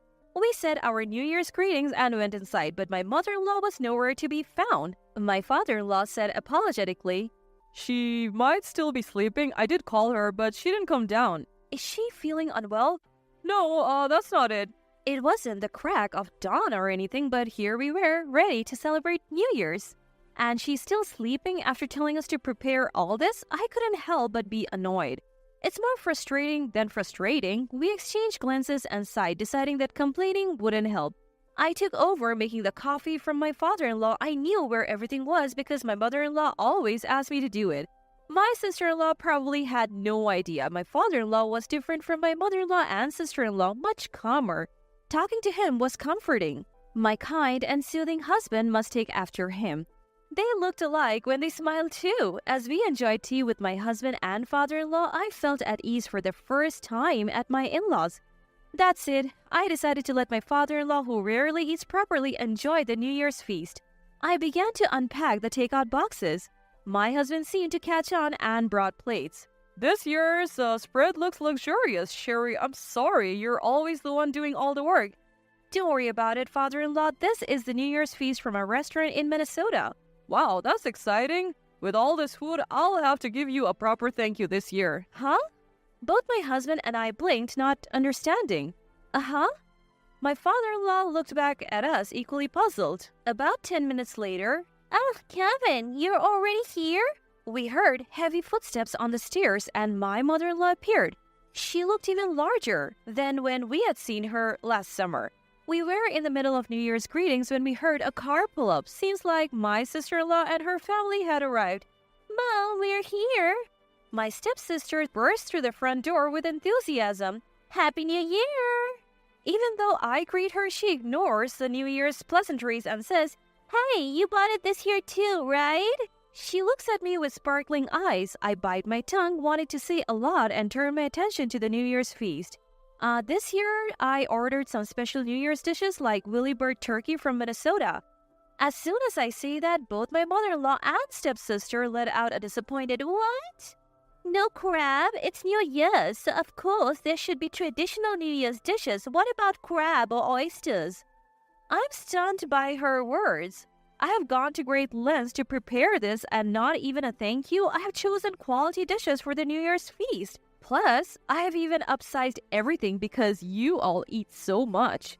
My patience is wearing thin, recalling my earlier conversation with my father-in-law. Before I can retort, my sister-in-law plops down and starts eating from the plate I had set aside for my father-in-law, saying, "Well, I'll give it a taste test for now." Her husband sits next to her. Is the concept of manners foreign to these people? Let's dig in. It looks delicious. My mother-in-law follows suit. This roast turkey is yummy. The lobster is huge too. Not bad at all. They devour the food at an incredible pace. Dad, Sherry, let's eat too? My husband suggests, so I decide to calm down for now. My father-in-law hasn't started eating yet, and I want him to enjoy the food before it's gone. I also want to share our impressions with our close friend Mary. As I reach for the roast turkey, my stepsister snatches it away. Hey! I've told her countless times not to take other people's things, but she never learns. Well, I don't think so. Are you hungry too, sister-in-law? But I'm definitely not sharing this turkey. You broke your promise to bring crab, so it's only fair. My mother-in-law just laughs along. Snap! Something inside me just broke. Really? Is that so? Enough. I'm not feeding these people anymore. Just then, a moment before I could move, my husband said in a rare, intimidating voice, "Enough is enough." Startled by his tone, my sister-in-law hesitated for a moment. "Let's go, Sherry." He began to pack up the takeout boxes. He started putting the food, which had been laid out on large plates for easy access, back into its original containers. I followed suit silently. Well, what are you doing? What's going on with you two? My sister-in-law and mother-in-law started to panic, but it was too late. While I was closing the lid of the takeout boxes and putting them in a bag, my husband began to gather the drinks and snacks he had brought. We hadn't planned this, but our teamwork was spot on. All that was left was to load the car. I turned around and said with a smile, "Well, we are going back to our parents' house. We won't be coming here for the holidays or the New Year anymore." What? My mother-in-law and sister-in-law were stunned. "That's how it is. Dad, I'll be in touch." My father-in-law nodded silently.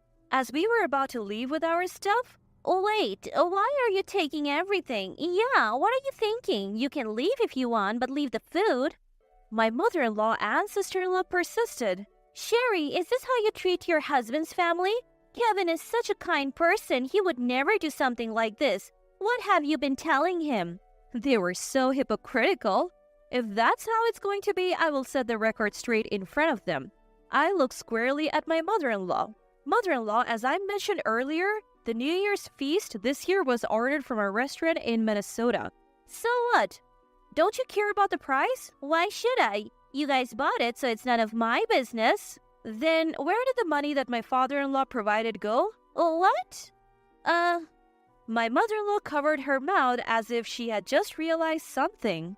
Every year, it seems my father-in-law has been providing money for the meals we bring, but we have never accepted it. Where did that money go? My mother-in-law must have thought she would never get caught since she had been successfully stealing the money every year. She turned pale. What are you talking about? Are you still going to pretend you don't know? You have no idea how shocked we were when we heard it from my father-in-law. My father-in-law was just as shocked. He only found out that we hadn't received a single cent when he saw the puzzled look on our faces. He had never intervened when his wife and daughter treated us poorly because he thought he was covering the costs. Even though we brought the food, my mother-in-law and sister-in-law ate it with such arrogance. My father-in-law didn't say a word because he thought he was the one paying for it. What's going on? I've been giving you 2 extra money every year, including for transportation, haven't I? My usually mild-mannered father-in-law raised his voice. Well, you see... My mother-in-law was at a loss for words, her eyes darting around. Do you have any idea how much effort it takes to pick and bring the food each time? You were asleep just a moment ago, weren't you? Well, that's... Yet every New Year's, we try to make everyone happy. It's not just about the money. What really hurts is that you can't even say thank you. My mother-in-law mumbled, and my sister-in-law looked pale behind her. I had a hunch about her. You knew about the money Dad prepared, didn't you? In fact, you have been using it for yourself. I hit the nail on the head. Given how much my mother-in-law dotes on her, it's entirely possible. What did you say? No, it's not me, it's Mom. My sister-in-law was flustered under my father-in-law's glare. We had no more business here. Let's go, Sherry. Okay, goodbye. We loaded our stuff into the car and drove off without looking back. Wait, what are we going to do for New Year's? We can share some roast turkey with you.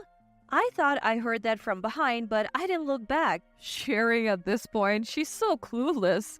My husband's timing was perfect, and I burst out laughing after that. We had a great time at my parents' house for New Year's. We all enjoyed a feast from the restaurant where my best friend Mary works. My mom even gave her thoughts on each dish, so I took detailed notes.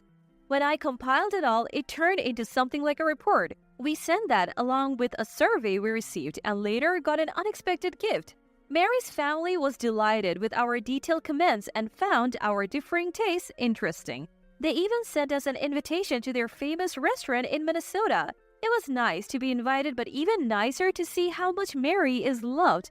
It warmed my heart to know my best friend is happy in her new home.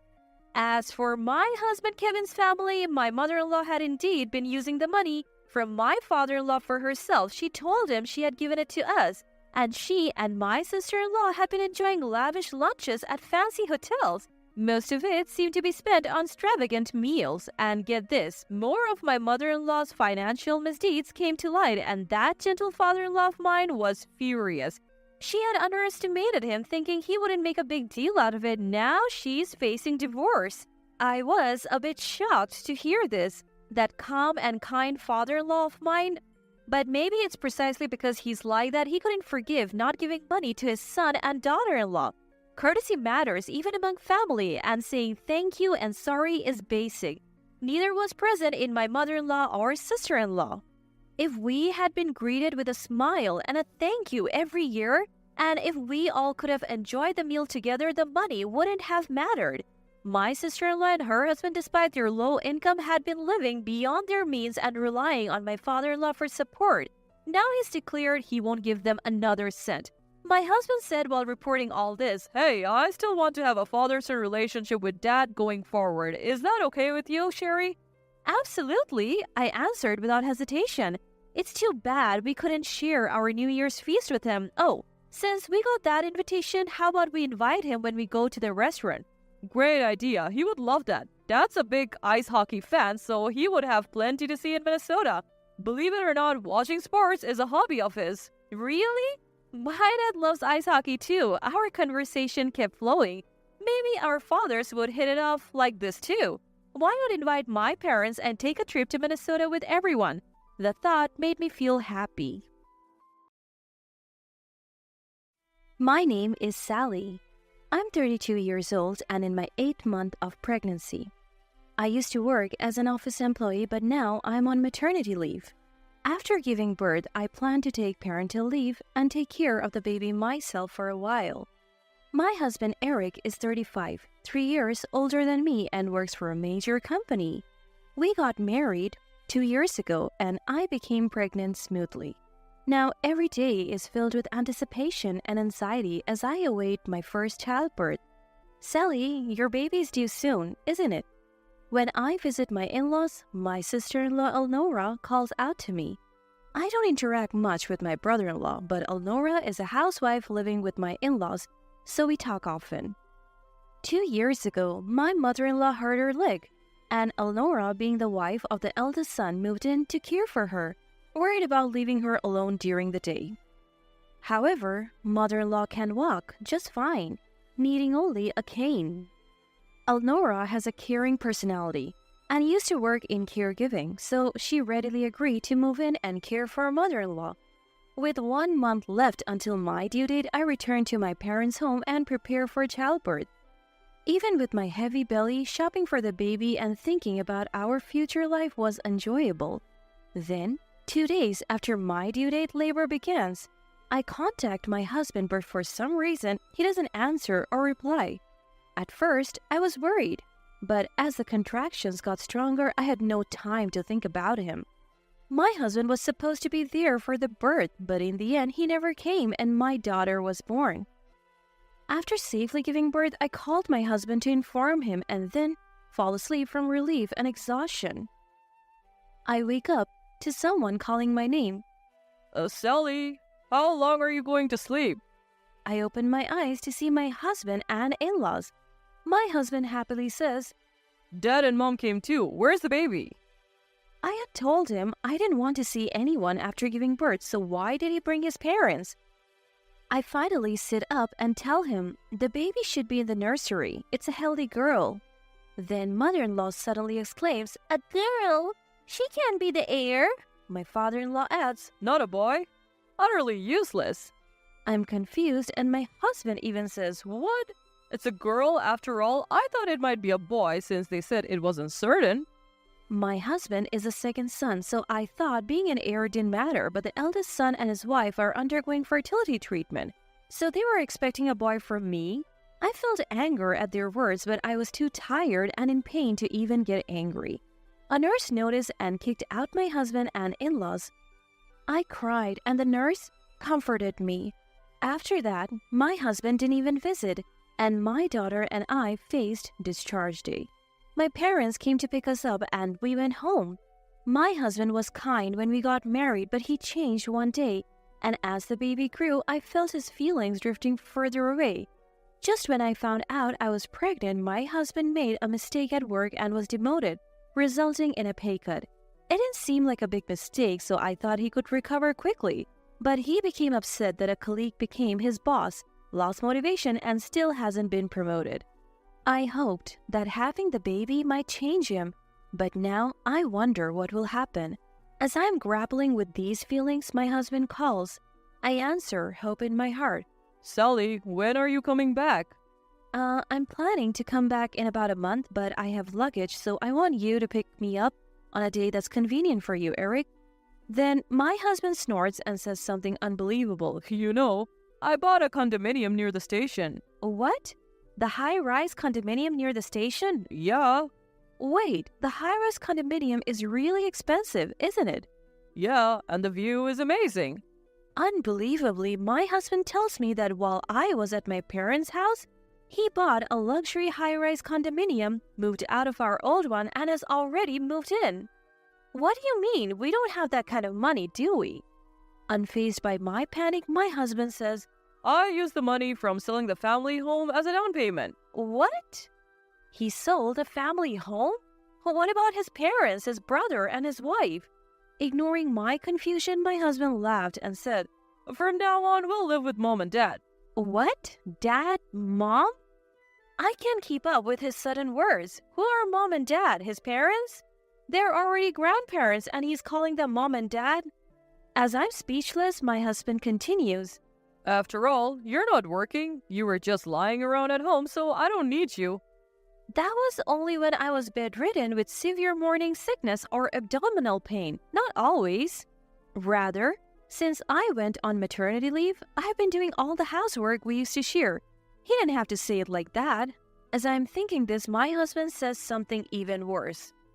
Get out, you housewife parasite. The child wasn't a boy, and my brother's undergoing fertility treatment, so I'm being counted on. So I'll remarry a woman who can bear an heir. Mom and dad said they don't need a childless couple, and my sisters wanted to live separately. That's when this high-rise condominium was on sale. Your stuff is in a rental storage, so go get it sometime. Well, anyway, we're getting a divorce. With that, he hung up unilaterally. I'm stunned. I have lost my place to go home? Whether it's sadness or regret, tears naturally spill. I try to think about what to do next, but I can't find an answer. At that moment, my daughter wakes up crying. Wiping my tears and holding my daughter, I realize that I'm the only one who can protect her, and I must be strong. Seeing my daughter stop crying and smile, my heart is soothed. I stand up and begin to organize what I need to do. I tell my parents the situation, and of course they're furious, but I tell them I want a divorce and ask for their help. Half a month later, with no contact from my husband, I sent my father to tell him my intention to divorce. Then my husband called me right away. Hey, what's this about dividing property? The money in the bank account is mine. I won't give you even $1. I had been silent before, but after half a month, I had recovered both mentally and physically. And I wasn't going to be like before. True, the account was in Eric's name, but that was shared property for both of us. In fact, I also put money into that account for living expenses, so it's all subject to property division. What? But it's in my name, right? That's why it's shared property. I didn't think he was that dense, or maybe he's just being self-serving. Either way, whether my husband understands or not, I will make sure the property is divided. Even if you don't agree, we will divide the property properly.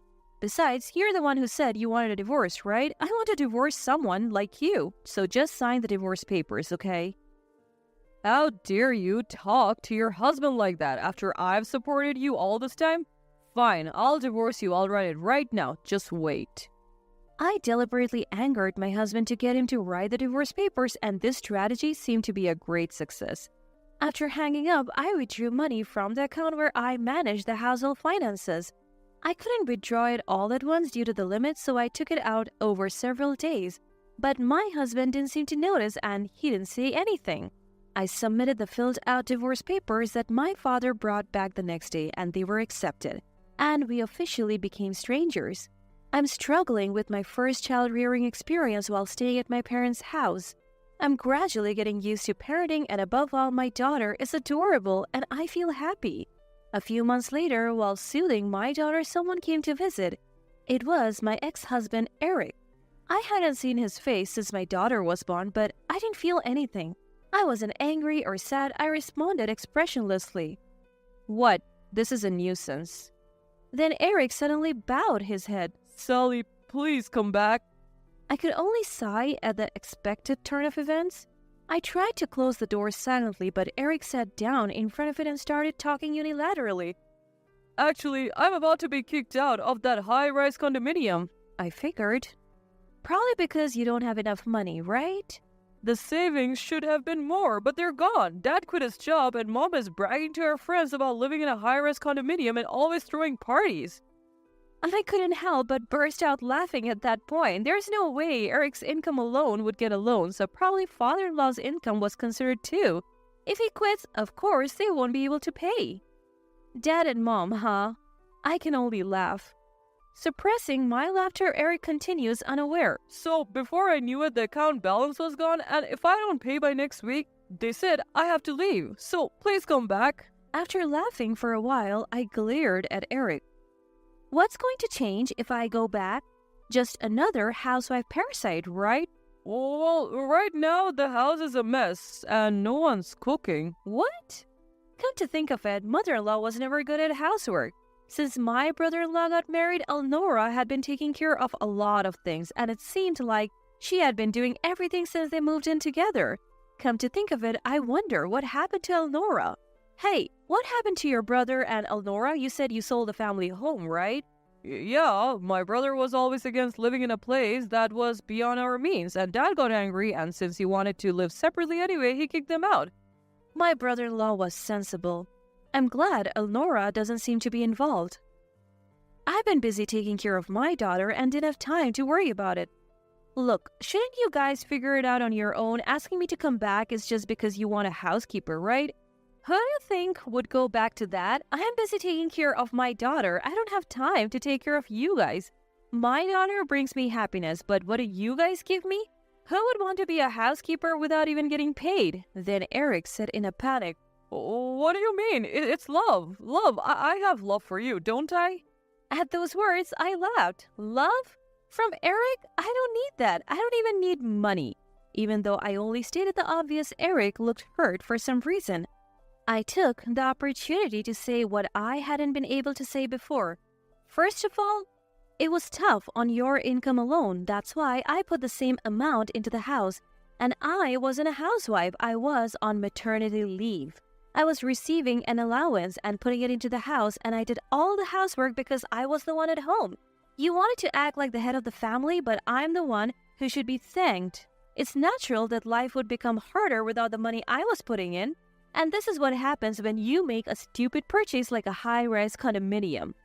Then Eric looked genuinely surprised as if he didn't understand. I had explained it when I went on maternity leave, but I was so dumbfounded that I couldn't say anything. By the way, why did father-in-law quit his job? "Oh, Dad said it would look bad to work while living in a high-rise condominium, so he quit." Are they both stupid, father and son? I don't understand their logic at all. And what's with this papa and mama thing? Have you been holding back and calling them father and mother in front of me? Have you always been calling them that at your age? That's creepy. I felt relieved to finally say what I had wanted to say for a long time. When I urged Eric, who was hanging his head, to go home, he begged me to let him see our daughter at least. But that was just an excuse to keep me, not because he really wanted to see her. What? You don't need her because she's not a boy, right? Your family is just Papa and Mama, right? You don't even know our daughter's name now. I haven't told you and you haven't asked. If you really wanted to see her, you would have been more involved with her sooner. After I said that and closed the front door, Eric slowly walked away. A few days later, I received a call from Elnora for the first time in a while. I'm sorry, I couldn't get in touch. A lot has been going on. Elnora said she didn't know the address of my parents' house and couldn't send a birth celebration gift. so she arranged to come over to our place. My brother-in-law came along and bowed his head to me and my parents, apologizing for his family's behavior, but he was not at fault at all.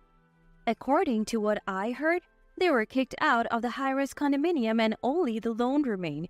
They tried to get close to my brother-in-law and his wife, but they were refused any further involvement, and in the end, they're living in an old apartment building that's about 50 years old.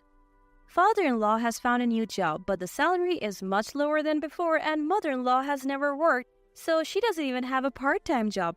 Apparently, they often argue loudly, and the voices of their quarrels, calling each other Papa and Mama, have become the talk of the neighborhood. My daughter is growing rapidly, and she will soon celebrate her first birthday. Her safe growth is my greatest happiness. I'm looking forward to her continued growth in the future. I'm divorcing you. I want to live with Mom and Dad. Get out, you leeching homemaker. A heated argument had crossed a line with the husband's words. I handed him the prepared divorce papers, making him sign the documents the lawyer had prepared. My husband and in-laws were thrilled about the divorce, but they didn't know yet. They didn't know that an unimaginable hell was awaiting them. My name is Emily, and I'm 30 years old. I'm a homemaker. I have been married to Mason for 5 years, and our only daughter, Lily, is almost 4. On the surface, we seem like a happy family, but there was one problem I couldn't share with anyone. We lived with my husband's parents, and it had become a massive burden for me. It all started right after we got married. Mason was supposed to move to my apartment after our wedding, but suddenly he proposed something unexpected. Hey, Emily, about after we get married? The registration is next month and it's coming soon. What's going on? Well, I've been thinking about this. How about we live with my parents after we get married? What? Live together? I was speechless at the sudden proposition. Seeing my reaction, my husband hastily added, Oh, I don't mean forever. We'll want our home someday and we'll need a car when we have children. So I want to save money for that time. I understand wanting to save money, but do we have to live together?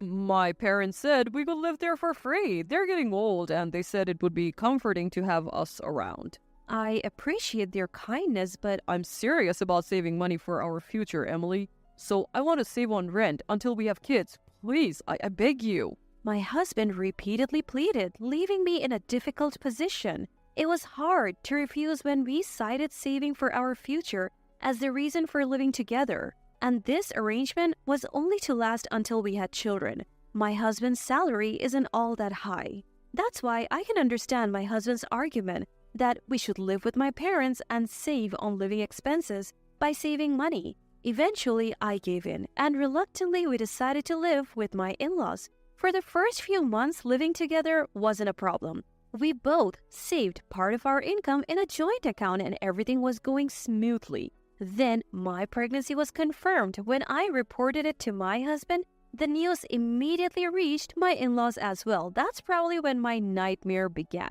After becoming pregnant with his child, my mother-in-law started to become more and more harsh. Upon getting pregnant, I switched to working from home, and my mother-in-law said to me in a stern tone, Emily, what are you doing at home while my son is out working? I'm working too? Huh?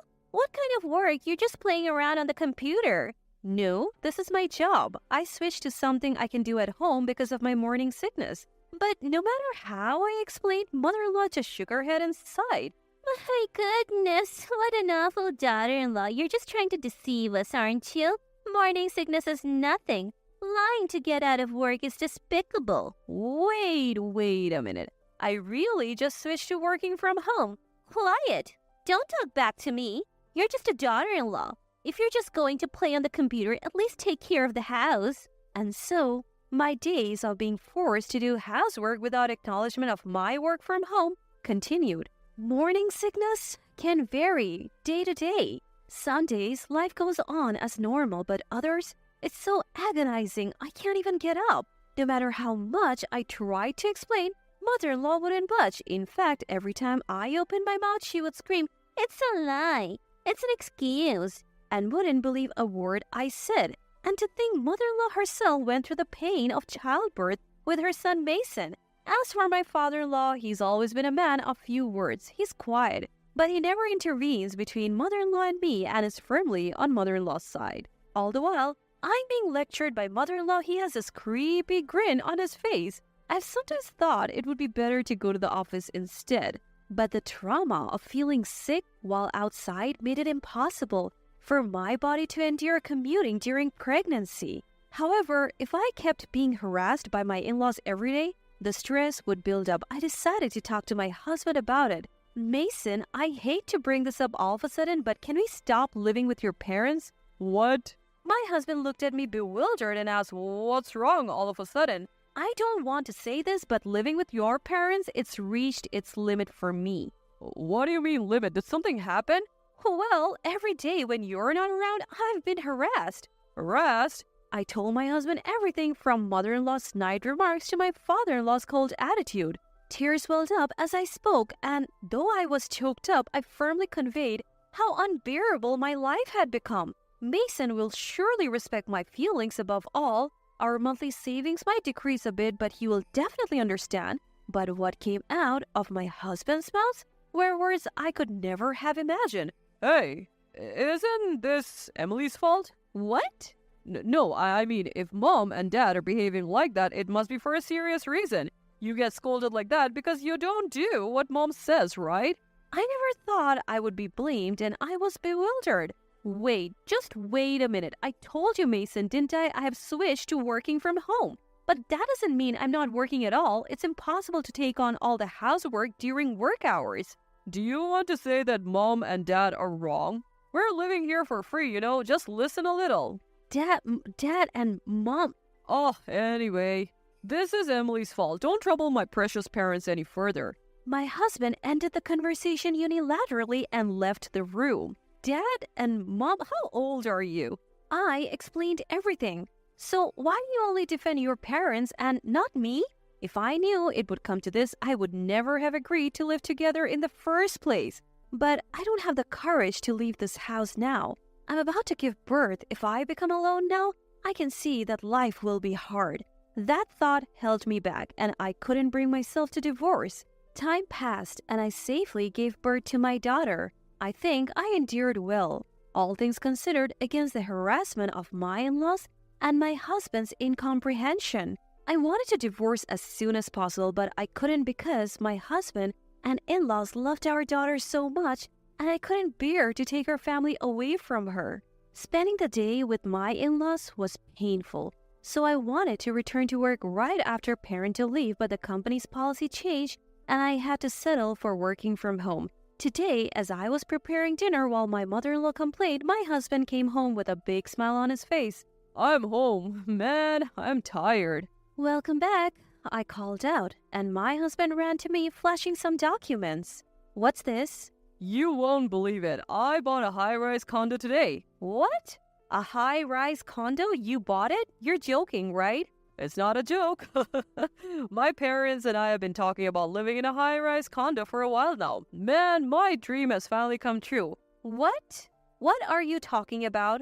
Ignoring my confusion, my in-laws were cheering and saying well done to my husband. I was so taken aback that I hurriedly questioned my husband. Wait a minute, you're lying about the high-rise condo, right? Why would I lie? It's great. From now on, we'll be living in a high-rise condo. We're joining the upper class. Don't be ridiculous. I didn't hear anything about it, and we can't possibly live in a high-rise condo. But we can't live in one, I had an acquaintance push through the review for us under the condition of paying double the deposit. What? What is this man suddenly talking about? I hadn't heard anything about living in a high-rise condo and doubling the deposit. Where would we get that kind of money? In my shock, I was at a loss for words, and my husband began to look down on me and snap at me. Do you have a problem with me or something? After all, I humbled myself to get our application approved. It's not that I'm complaining, but I'm shocked that you didn't consult me. Why aren't you saying anything to me? What about our plans to save for a home and car? If I had told you, you would have just objected, right? What? I had planned to live with my parents after we got married from the start, and I never, ever intended to move out. What? What do you mean? Then what about saving money? I just made something that sounded good. All I ever wanted was to live with mom and dad. That's all. My husband deceived me? I never knew he could have such a scheme. Anger began to bubble up inside me and my voice grew harsher. What's that about? Don't be ridiculous. You prioritize living with your parents over our married life? What's wrong with that? I only married you for appearances. You just mess around at home saying you're working remotely. A failure of a wife like you should just keep quiet and do as you're told. Stop it. Enough. I can't bear it anymore. I didn't think you were like this.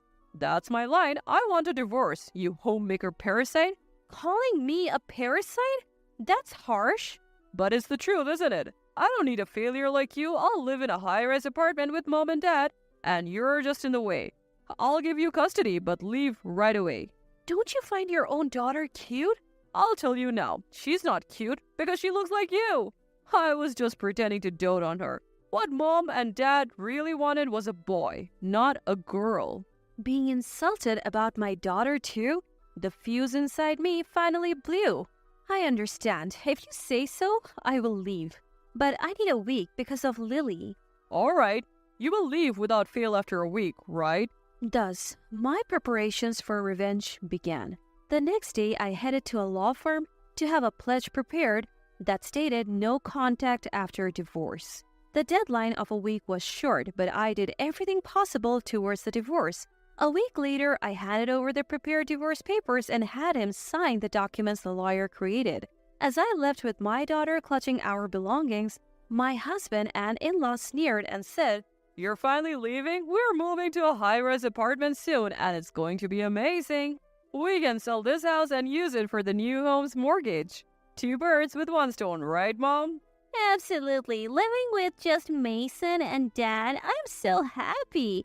As my daughter and I left my in-laws' home, I silently smiled to myself in my heart. They should enjoy themselves while they can.